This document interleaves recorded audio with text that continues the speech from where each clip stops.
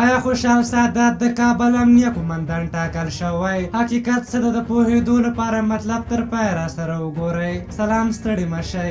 له سهار راهیسې ټولنیزو رسنیو کې اوازه خپره شوې چې جنرال خوشحال سادات د کابل د امنیه قومندان په توګه ټاکل شوی. خلکو ټولنیزو رسنیو کې د ولسمشر ویان صدیق صدیقي او خوشحال سادات ته منسوب ټویټونه خپاره کړي چې پکې صدیق صدیقي ته منسوب ټویټ کې راغلي چې د کورنیو چارو وزارت په وړاندیز ولسمشر غني خوشحال سادات د کابل د امنیه قومندان په توګه ټاکلی او خوشحال سادات ته منسوب ټویټ کې بیا مننه شوې او د کابل د امن کولو ژمنه شوې. خو حقیقت دا دی چې دغه ټویټونه فوټوشاپ شوي او هیڅ حقیقت نه لري او خوشحال سادات په خپله زړه دنده چې د عامه تاسیساتو ساتنه د بوخت دی او د کابل د امنیه قومندان په توګه نه دی ټاکل شوی. په هر حال په ټولنیزو رسنیو کې دغه دروغ خبر هم افغانان خوشحاله کړي وو او تمه پیدا شوې وه چې کابل به امن شي. خو داسې ښکاري چې د کابل د امن کولو لپاره حکومت کوم خاص پلان نه لري.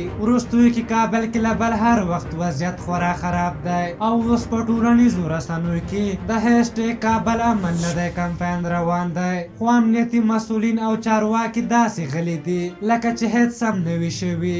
دوی خو یا ځان نه خبروي یا خپله هم په همدې حالات خوښ دي یا ورسره لاس لري او یا یې له وسه نه دي پوره. که څه هم د خوشحال سادات د ټاکل کېدو خبر دروغ دی خو ولس هیله او غوښتنه لري چې خوشحال سادات ژر تر ژره د حالات د ښه کېدو لپاره مهم بست ته راوستل شي. په هر حال تاسو د دغې موضوع په هکله څه نظر لرئ؟ خپل نظرونه هم راته په کومنټ کې ولیکئ. که زموږ ویډیو مو خوښه شوې وي ضرور لایک کړئ. تر بل ویډیو مو په لویه بخښونکي خدای سپارم. د الله په امان.